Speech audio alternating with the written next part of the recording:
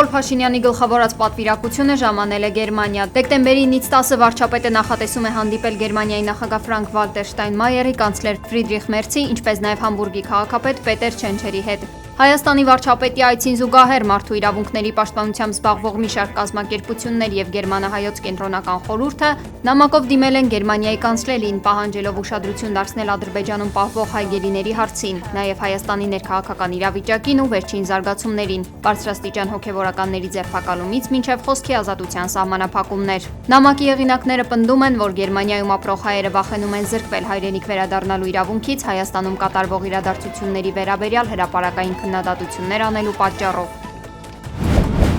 Երկրում տարածվող սուր շնչառական հիվանդությունների պատճառով դպրոցներն ու մանկապարտեզները փակելու կարիք այս պահին չկա, հայտարարել է առողջապահության նախարար Անահիտ Ավանեսյանը։ Նրա խոսքով իր ղեկավարած գերատեսչությունը համագործակցում է ԿԳՄՍ նախարարության հետ ու որոշել են, որ եթե դասարանում բացակայության թիվը գերազանցում է 20%, ապա այդ դասարանը կարող է անցնել հեռավար ուսուցման։ Այն դասարանները, որտեղ բացակայությունների թիվը 20%-ից ավել է,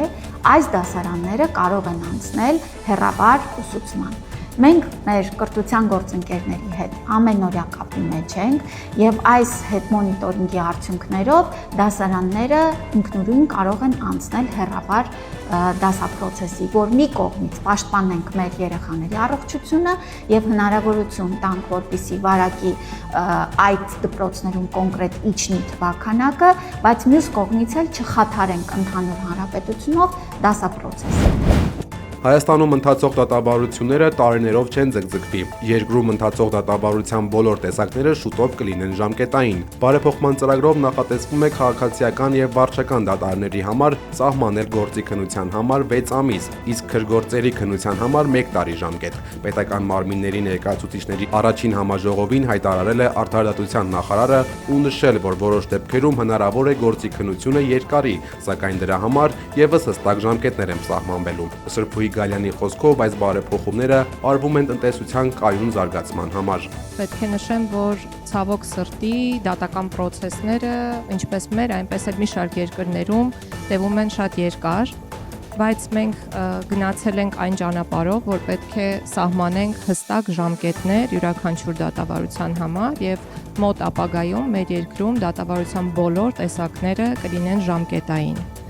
Կնախատեսվեն 6 ամսյա գործի քննության ժամկետներ քաղաքացիական եւ վարչական դատարանների համար եւ 1 տարվա ժամկետ քրեական գործերով դատարանների համար։ Իհարկե այս ժամկետները որոշ դեպքերում պատճառաբանված որոշմամբ կարող են երկարացվել,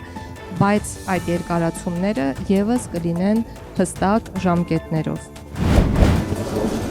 Արդեն 2 ամիս է Շիրակի թեմի առաջնորդ Միքայել arczepiskopos Աջապահյանի պլանային վիրահատության հարցը չի կարգավորվում, ահազանգել են Աջապահյանի պաշտպանական թիմի անդամները։ Միքայել Սրբազանը ցանկություն է հայտնել իր միջոցների հաշվին վիրահատվել Իզմիրլյան բժշկական կենտրոնում, ինչի վերաբերյալ դեռևս հոկտեմբերին նրա պաշտպան Արազ Ուրաբյանը գրություն է ուղարկել քրեակատարողական ծառայություն։ Միքայել Սրբազանին առաջարկել են այլ հիվանդանոց ընտրել, սակայն Միքայել Սրբազանը հայտնել է, որ իր հիվանդությունների բուժումն անցել է Իզմիրլյանում։ Քրեակատարողականը մինչ օրս դիրքորոշում չի հայտնել Աջապահյանի միջոցներով վիրահատությունը անցկացնելու հարցի վերաբերյալ։ Պաշտպանական թիմը մտահոգություն է հայտնել դրսևորված դանդաղկոտության համար եւ պատրաստվում է անհրաժեշտ միջոցներ ձեռնարկել Միքայել Սրբազանի առողջության իրավունքը պաշտպանելու համար։ Թրամփի ուղու հարցով աշխատանքային խմբերը մինչև տարեվերջ կանցկացնեն առաջին նիստերը, հայտնել է Հայաստանում ԱՄՆ դեսպան Քրիստինա Քվինը ու նշել, որ այժմ ԱՄՆ-ն աշխատում է Հայաստանի կառավարության հետ Թրամփի ուղու եւ Վաշինգտոնյան հուշագրերից բխող անելիքները մշակելու եւ դրանք իրականացնելու համար կառույցներ ստեղծելու հարցով։ Այժմ ձևավորվում են 2 միջկառավարական աշխատանքային խմբեր, որոնք ուղղորդելու են հուշագրերի ու Թրամփի ուղու իրականացումը։ Դեսպանի խոսքով Թրամփի ուղին կմիացնի Հայաստանը համաշխարհային շուկայի հետ։ Հապկում Հայաստանի սառեցված կարգավիճակի վերաբերյալ որոշումները կայացվում են միայն Երևանում եւ կազմակերպության գործընկերները հարգում են դա, հայտարարել է Հապկի պաշտպանության մշտական հանձնաժողովի ղեկավար Անատոլի Վիբորնինը ու նշել, որ Հայաստանի վրա ճնշում չկա, քանի որ Հապկը աշխարհում միակ կառույցն է, որտեղ որոշումները կայացվում են բացառապես կամավոր հիմունքներով։ Այս պահին կացնարած ադրբեջանցի Ռամիլ Սաֆարովին շարունակում են հերոսացնել, նա ադրբեջանական բանակի գնդապետի կոչում է ստացել։ 2004-ին Բուդապեշտում հայ-սպա Գուրգեն Մարգարյանին քնած ժամանակ սպանած Սաֆարովը 2012-ի սեպտեմբերին արտահանձնվեց Բաքվին։ Ալիևը նրան անմիջապես ներում շնորհեց ու մայորի կոչում տվեց։ Մեղրի զորամասի հրամանատարը օգնել է Իրանից Արաքս գետով ավելի քան 70 միլիոն դրամի ծխախոտ բերել։ Նախաքննությամբ պարզվել է, որ Մեղրիի բնակիչը դիմել է զորամասի հրամանատարին, որը հանձնարարել է մարտական հենակետի ծառայողներին չխոչընդոտել Իրանից ծխախոտների ապօրինի տեղափոխումը։ Սահմանին ծխախոտով տուփերը զինծառայողները բարձել են զորամասի Կամազ մագնիշի մեքենան։ Որոշ ճանապարհ անցնելուց հետո ԱԱԾ աշխատողները կանգնեցրել ու ձերբակալել են անձնակազմին։ Մայիսին տեղի ունեցած դեպքի վերաբերյալ քննությունը ավարտվել է ու գործը արդեն դատարանում է։ Զորամասի հրամանատարից բացի մեղադրանք է առաջադրվել ևս 7 հոգու, հայտնել է առաջին լրատվական ալիքը։ Արմավիրի Արևիկ գյուղի տներից մեկում վաղ առավոտյան տեղի է ունեցել պայթյուն, կատուժած, նրան տեղափոխել են բժշկական կենտրոն, հայտնել է ներքին գործերի նախարարությունը։ Ըստ նախնական տվյալի պայթյունի պատճառը եղել է խոհանոցում գազի արտահոսքը, պայթյունի ալիքից մասամբ փլուզվել է տան միջնապատը։ Գիշերը հրդեհվել է Մալաթիա Սեբաստիա վարչական շրջանի խանութներից մեկի դիմաց դրված Ձմեռ Պապի արձանը։ Մինչև հրշեջների դեպքի վայր հասնելը արագ տարածվող կրակը հաջողվել է մարել մի տղամարդու։ Նա ծնունդով արցախցի է, հայտնում է ֆոտոլրագրող Գագիկ Շամշյանը։ Կադրերում երևում է, եթե կրակը չհաջողվեր արագ մարել, այն կարող էր այրել նաև կողքի տոնածառը։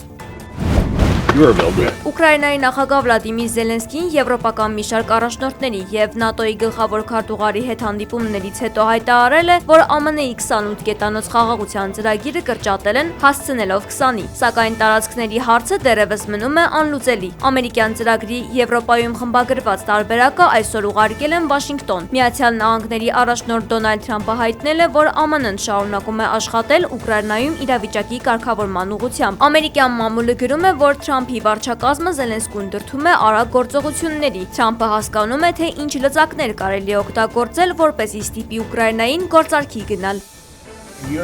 Եվրոպան պետք է շատ զգույշ լինի։ Մենք ուզում ենք պահպանել Եվրոպային որպես Եվրոպա, այն վատ ճանապարհներով է գնում։ Մենք չենք ուզում, որ Եվրոպան այդքան շատ փոխվի։ Ըստ վերլուծաբանների, առաջընթացի բացակայության դեպքում Վաշինգտոնը կարող է հրաժարվել կարգավորման ջանքերից։ Համացանցում կադրեր են հայտնվել, որտեղ Ուկրաինայի նախկին արտգործնախարար Կուլեբան տիկնոջ հետ ներկա է ուկրաինացի երգիչ Դիմիտրի Մոնատիկի համերգին։ Դրա նախօրեին նախկին պաշտոնյան հայտարարել էր, որ ռազմաճակատ չի մեկնում, քանի որ չի ստացել ծանոթագիր։ Թուրքական կողմը կապահովի Ռուսաստանից Հունգարիա գազի մատակարարման երթուղին, հայտարարել է Հունգարիայի վարչապետ Վիկտոր Օրբանը Ստամբուլում Թուրքիայի նախագահ Ռեջեփ Թայիփ Էրդողանի հետ բանակցություններից հետո։ Նրա խոսքով 2025 թվականին Բուդապեշտն արդեն թուրքական հոս գազատարով ստացել է 7.5 միլիարդ խորանարդ մետր կապույտ վառելիք։ Օրբանը նաև նշել է, որ Էրդողանի հետ քննարկել են Ուկրաինայում հակամարտության կարգավորման հարցը։ Հունգարիայի վարչապետի խոսքով Թուրքիայի նախագահն այդ հարցում միակ հաջող միջնորդն է։ Ստратեգիկ հետևիմից olan Հունական Կրետե կղզում Եվրամիության սուբսիդիաների ուշացման դեմ բողոքի ցույցերի ժամանակ բախումներ են տեղի ունեցել ֆերմերների եւ ոստիկանության միջև։ Ցուցարարները քարեր են նետել ոստիկանական մեքենաների ուղղությամբ, վնասել եւ շրջել մեքենաներից մեկը։ Ոստիկանությունն արցունքաբեր գազ է բացել։ Հունաստանի վարչապետ Կիրիակոս Միցոտակիսը նշել է, որ վճարումներն ու աջակցությունը կտրամադրվեն ֆերմերներին մինչև դեկտեմբերի վերջ։ Ճապոնիայում 7.2 մագնիտուդ ուժգնությամբ երկրաշարժ է տեղի ունեցել, ինչի հետևանքով տուժել է 30 մարդ։ Երկրում հայտարարվել է մոտ 3 մետր բարձրությամբ ցունամիի վտանգ։ Ափամերձ գոտու բնակիչներին իշխանությունները կոչ են արել անհապաղ տարհանվել։ Ռուսաստանի Վոլգոգրադ քաղաքում 22-ամյա երիտասարդը շտապօգնության մեքենա է գողացել։ Ոստիկանները մի քանի անգամ կրակել են սկզբում օդ, իսկ հետո անիվներին, վարորդին կանգնեցնելու համար։ Մեքենան արգելակելուց հետո պարզվել է, որ վարորդը եղել է ոչ սթափ վիճակում։ ԱՄՆ-ի առողջապահության 71-ամյա նախարար Ռոբերտ Քենեդի կրտսերը ձգումներ կատարելիս հաղթել է տրանսպորտի 54-ամյա նախարար Շոն Դաֆիին եւ նրա դստերը։ Շոն Դաֆին կատարել է 10 ձգում, նրա դուստրը 13, իսկ առողջապահության նախարար Քենեդին 20 ձգում։